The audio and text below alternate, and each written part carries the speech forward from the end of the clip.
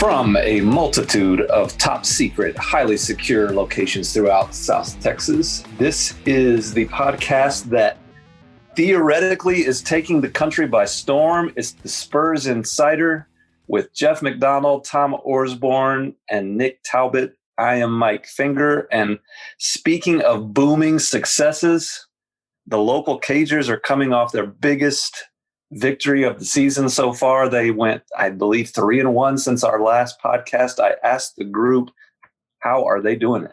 Well, first of all, I think our podcast is taking the country by drizzle, not storm, but drizzle. I said theoretically, it's possible. It's possible that it could be a storm. You can't disprove this. That's a good point. Well, I probably could, but I don't want to. What do I think about the local Cagers? What was most heartening about last night is watching the old guys get after it against Portland. Four 30-somethings with 20 points, which is something that's never happened in Spurs history and doesn't happen all that often in NBA history. The last time it happened was a Houston Rockets team that had a bunch of Hall of Famers, Drexler and Hakeem and Chuck and the great Kevin Willis. Yeah. So if, as someone such as myself who recently turned 30, it made me feel better about my oldness. One thing I've noticed is we're getting into some pretty esoteric type records for these Spurs these days. Most players. Shout out to Jordan. Most players over 30 scoring 20 points. I believe Patty Mills set a record for most 3-pointers off the bench for one team. And these are great records, but they require some pretty creative research to get to them. All positive steps, though. And I do think, while we poke fun at you being much older than 30 and I just turned 30 like 13 years ago. That's true. The party was unbelievably memorable. Anyway. Chuck E. Cheese has never been the same. Exactly. The fact that this team that was all about a youth movement and about building for the future is setting this record. I think, what did you say? It was the first time in 20 years in the league that it's happened with 4 over 30 players scoring 20 points. Technically, I think almost 23 years. Yeah. Obviously. 1998. So that's almost 23 years, back when Jeff was 10, I believe. Is it a good thing? I guess we could start there. Is it a good thing that the 30-year-olds are doing this much for this team that was supposed to be about the youth? It probably does not contradict what they're doing. This is just a game where they're getting contributions from old guys in addition to all of the games where the Lonnie Walkers and Keldon Johnsons and DeJounte Murrays have kind of carried some load every now and then. I think the old guys aren't carrying this load every night. No. Yeah, I agree with Jeff. I mean, they're not carrying the load every night, and it's something that needs to happen if they're going to make the playoff, because you got to get this isn't a team with any superstars on it. This isn't LeBron James, Anthony Davis. It's going to have to be contributions from everyone.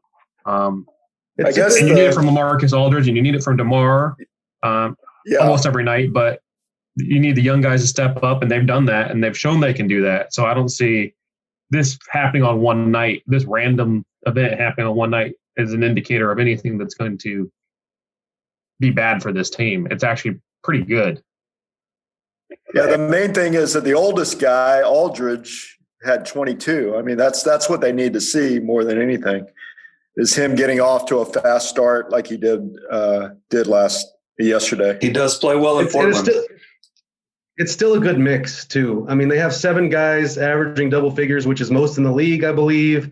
4 of them are the old farts, and, they've still got 3 20-somethings in that mix, too. So it's a good mix that I think they've got going. I think it's kind of what they've been looking for.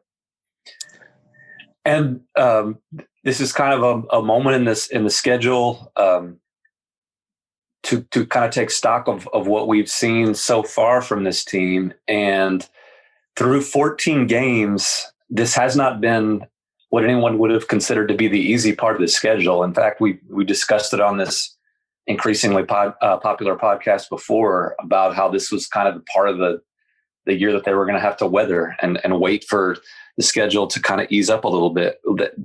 They've played 13 of the 14 against the Western Conference, which again, I believe is going to be the superior conference when all is said and done. Just everybody in the conference has playoff hopes at least. They haven't had any kind of breaks there. I believe 10 of the 14 games have been against teams that made the playoffs last year, and not all of those are teams that are soaring these days. I mean, they caught the Rockets on a down week. They caught, Oklahoma City's in that group. They might not be a playoff team, but this is probably the tougher part of their schedule. And for them to come out of it 8-6 bodes well, you think, for the hopes the rest of the year? Yeah, I mean, they've weathered it, and they've showed us something that they can at least compete with these kind of teams. Where I would caution Spurs fans is there seems to be just because the schedule gets easier, this isn't a team that can just sort of take its foot off the gas pedal and coast against the quote-unquote lesser teams, though. This came up a couple times in the last week where, the Spurs lost that game to Houston, where Houston only had 9 players available, and Spurs fans are freaking out, like, how could this happen? I had a guy tweet me at halftime yesterday against Portland. They're playing Portland with two starters out. How can they only be ahead by 5 at halftime with Portland shorthanded? And it's just like, there's no supposed to. These are games they're supposed to win. Well, there's no supposed to with this team. He's like that old Clint Eastwood, deserves got nothing to do with it. Yeah. To Gene Hackman. Forgiven. Yep. And I mean, that Houston game, what was so disappointing about it was that they knew what was going to happen. They knew Houston, having shed themselves of James Harden. James Harden, we're going to come out like they did. And they said all the right things before the game, but they still didn't match that intensity early. And Pop, rightfully so, was livid after the game. That was very upsetting and disappointing to him. It's just, and the Spurs just aren't good enough to weather that kind of lapse, or a night where they don't shoot well, or a night where turnovers are high, which they haven't had a lot of those, or a night where they're just killed on. Like they have to do a lot of things, a lot of little things right. Whereas the old Spurs, they could just out execute you, and Tim, Tony, and Manu and Kawhi you to death at a lot larger, wider margin for error. And this team doesn't have that. There's no supposed to. And to defend them a bit, and on the note Jeff's talking about of no supposed tos, I mean, they're not the only team that has let up in situations like that. You go back to the old Cube Steaks game where all the Spurs stars came home from Miami on the Southwest flight, and all the backups with the Spurs that year pushed the world champion Heat to the limit. I mean, it's just a natural thing that happens in the league. And you say the Spurs sometimes play down the competition, but that happens pretty much across the board. We watched the Spurs do that for years to teams. Right. Pop would sit everybody and they'd be in the game or they'd win the game, that sort of thing. Yeah, that Cube Steak game was fun. I remember talking. It was the big three and Danny Green going home. I remember Danny Green later was like, "What am I doing on this flight? Yeah. Like, how did I get on this plane? I don't belong here." It was. Who coined the term Cube Steaks? Some irate fan that wrote in to either the Heat or the NBA or Pop, or someone said it's like you pay for a steak dinner and then they bring you Cube Steak. I like Cube Steak. It was a Heat season ticket holder. That's who it was. Maybe that's who it was. Yeah. I think it was the guy. Yeah, it was the guy that was going to sue them or sue the league. I wonder how that lawsuit came out. Cube steak, round steak, chop steak, they're all good. Yeah. I like them. Did you get a lot of that in Liverpool, Ringo? Round steak. When I was a kid, we ate a lot of round steak with onions and peppers. Yeah, my mom made that a lot. That's good. In Liverpool, yeah. But another thing that's so fascinating still is the road record. 6-2 on the road, that whole dynamic of, no real home court advantage during this COVID season. Just to see them play so well on the road, something we haven't seen lately, is pretty fascinating to me. And then the flip side is they only have 2 wins at home. Yeah. And one of them is that one that LaMarcus bailed them out against Toronto at the end, and then against the 7-player Houston Rockets. So they're not exactly setting the world on fire at home. I think it just goes to what we've been talking about. There's just nothing. There's no such thing as a home court advantage. It doesn't exist. Well, it's just a sign that they have no championship hopes or championship medal at all. If you can play well on the road and not at home, I'm being told I'm getting a notice here that the Los Angeles Lakers this season are 7-0 away from home and 4-4 at the Staples Center. So it's happening to everybody. This just in. This just in. The Lakers. Did you touch your earpiece? I did. Did you touch your? I did. Are we not on video? Well, you're not. Okay. The Lakers have lost 4 times at home this year, and they're undefeated away from home. It's just a weird year. On the broadcast, which we're all, we're not. Most of us aren't watching in person anymore, so we're watching on the broadcast. And Sean Elliott keeps bringing up that perhaps when you go on the road, you just have a tendency to focus in a little bit more, and that combined with the non-home court advantage for the other team, maybe that's why we're seeing these weird home road splits across the league. That'd be something to ask the players about, I guess. I mean, Sean talks, so I don't know if he's always on point. Well, for years there have been jokes around the NBA about the point spread kind of adjustments that need to be made following teams spending a night in Miami or in LA or all these places where guys go out and, a day game after a night spent in LA or Miami or wherever, New Orleans. New Orleans Yeah. is the bugaboo for the Spurs. Yeah. They're not allowed to leave the hotel anymore. Yeah. So now there's no such thing as the South Beach flu anymore. It's just COVID. It's just COVID. That's it. No more South Beach flu. But I think that happens even in, San Antonio. When the teams come in the night before, they're not going anywhere other than the hotel. And that's kind of evening out in terms of the home court advantage. And back in the day, they used to just rage at Dick's Last Resort until closing time. Right. What's the piano bar on the Riverwalk? I know that was Howl at the Moon. Yeah.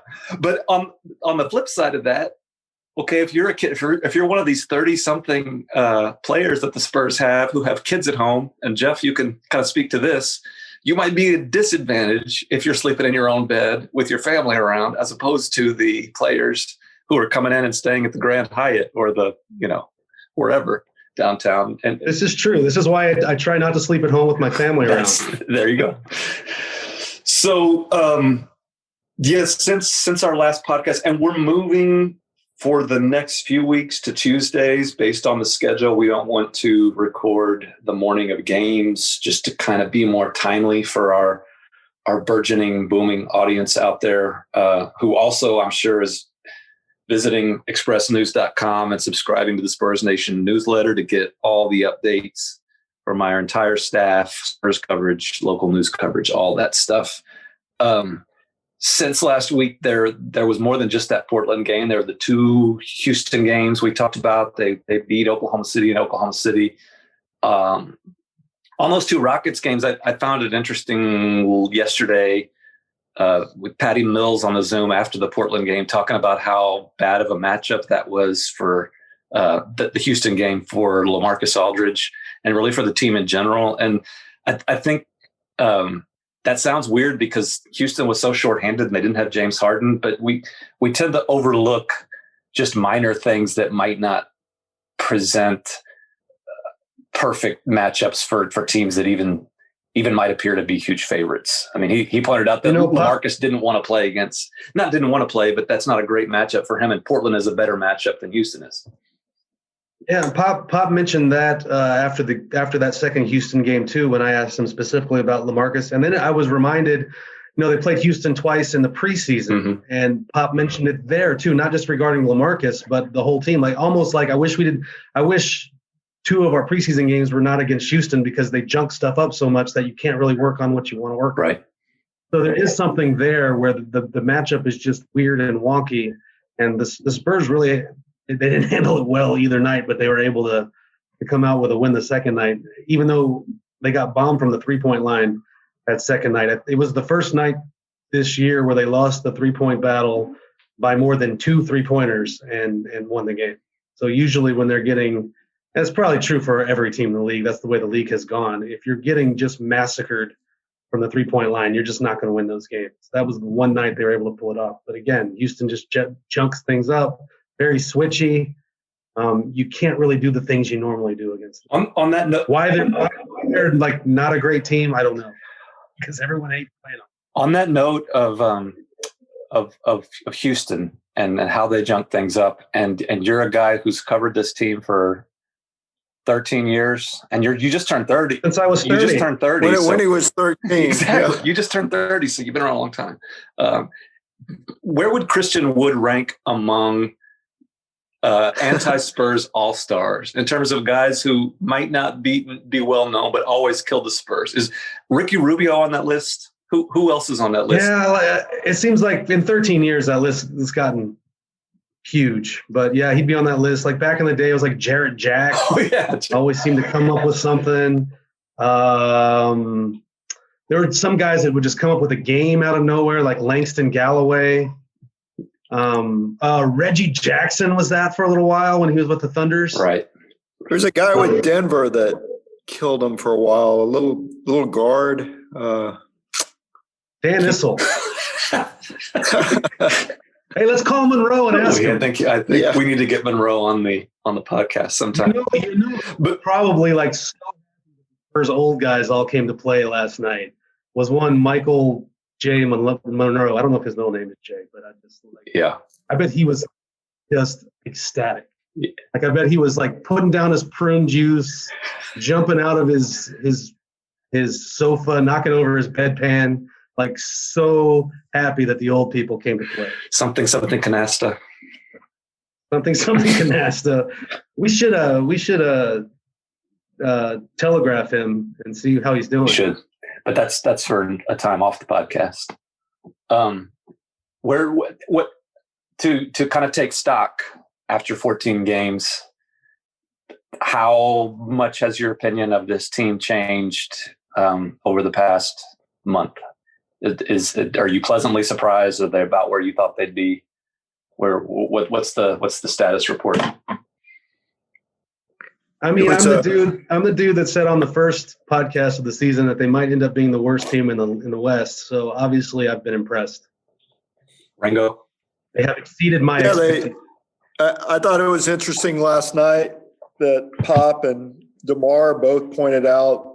You know, everyone's had problems, and certainly the Spurs, their issues with COVID and injury aren't as intense as what some of the other teams have gone through, but still there's been a certain amount of adversity that they've weathered. And, the injuries, the freak injury to Derek White, LA being out for a while, DeMar, sadly going through what he's going through with his father. And then, Becky Hammond being out with COVID protocols, Drew Eubanks. They've got a young team. They've had a tough schedule, a lot of road games. So, they do have something to be proud of in the way they've weathered this and gotten through it with the record that they have. I mean, if you had told me they were going to be 8-6 and only get two games from Drew Eubanks, I would have been like, boy, howdy. In all seriousness, people have pointed out that, yeah, they played this tough schedule, but they got Houston when they were down, and Portland had a couple starters out yesterday, but they played 13 out of 14 games without Derek White, who is expected to be a major part of what they're going to do. And, they have as much, maybe not as much right as Houston Rockets, who had the whole world upended by this Harden thing, but they certainly haven't had everything go perfectly, like Tom pointed out. And DeMar mentioned just the travel during COVID, just everything, the protocols, everything that you have to go through. Yes, it's not as, it hasn't been as tough to overcome as other teams, but, it's tough on every team right now. Right. What stood out from the past 4 games that we haven't mentioned yet? I know the Oklahoma City game feels like it was a year ago, but any interesting trends or nuggets that have developed over the past week? The ball movement is still the way they protect the ball and don't commit turnovers. That's still just so impressive with a young team that didn't have a lot of practice time and missing Derek White. The way they've been moving the ball and protecting it is pretty darn impressive as well. What was the stat you pointed out to Bob yesterday, Tom? The two people with assists. Yeah, DeJounte and DeMar, the first guys to have 10 or more assists. Multiple players with 10 or more assists since '96, when it was Avery Johnson and our friend Sean Elliott, friend of the broadcast. I can't believe Sean ever had 11 assists. That had to have been a typo. Had to have been a typo. But speaking of him, though, I think old ball player Murray is playing his ever-loving butt off lately. He is. Yeah. For them. He's sort of a guy that I don't know if taking him for granted is the right term, but we overlook him because he's been around, of all the quote unquote young guys, he's been around the longest. But coming into this season, you knew he was a guy who had to kind of prove that he was worth the contract that he got a year ago to kind of take the next step. And I know that's a really, really, really lame cliche, but I guess cliches are cliches for a reason. He needed to take that next step into becoming a frontline NBA starting point guard. And so far he's been doing that. And it's been more fun to talk about Keldon and Devin Vassell and the old guys and stuff like that. But DeJounte's been a pretty steadying, consistent force. Which game was it that Pop said they ran the same play about 12 times in the second half? DeJounte made a different read on all 12 and it was all the right read. Yeah. Stuff that's impressed me. I mean, DeJounte's finishing at the rim more than he used to. Mm-hmm. Yeah, he's knocking down that crossover two-pointer more than he used to. His three-point game is, it used to be dreadful, and now it's a little better than that. But the thing that's impressed me has been the decision-making. His turnovers are down. There was a play they showed last night on the broadcast where he's in the lane. He's got four guys around him. If he tries to throw it to the guy in the corner, it probably gets picked off, but he kind of is able to flip it back to the top of the key to, I believe, Patty Mills for a wide open three. All those decision-makings from DeJounte. The thing I like about him too is, he really, really tries to take on that leadership role. He's encouraging to the other guys. He says the right things about accountability, and you can roll your eyes at some of it, I guess, but I like it. I like how he embraces what he's supposed to be doing as a point guard. Well, and he's in an interesting spot with this team because, they have the four quote unquote veterans, the guys over 30. But other than them, he's been here for 5 years. So he's still a young guy, but he's kind of a vet. To the vets, he's a young guy, but to the guys younger than him, which there are a lot of, he's sort of like the old wizened point guard. So he's kind of in between there. And it's interesting to me to see him sort of, walk that line and be a leader to both camps. Right? On very few, it's not unlike our staff with your youth, stepping up. It's true. On very few, Fingers the old guy. On very few teams in the league, would DeJounte still be considered a young guy? Most players aren't in one spot for 5 years, and he's still. It's funny that he kind of gets lumped into that. He was drafted obviously at a young age, and there's so many older guys on the team. But you're right. That's a fascinating dynamic for him, and to be in kind of different people to different players on the team. To LaMarcus or Patty, he's the kid, but to all those young guys, he's the veteran. So I think it can be tricky probably for a guy in his position to thread that needle, but he's doing it well. I mentioned this on Twitter last night. We had the guy that just emailed us incessantly about him for 3 years.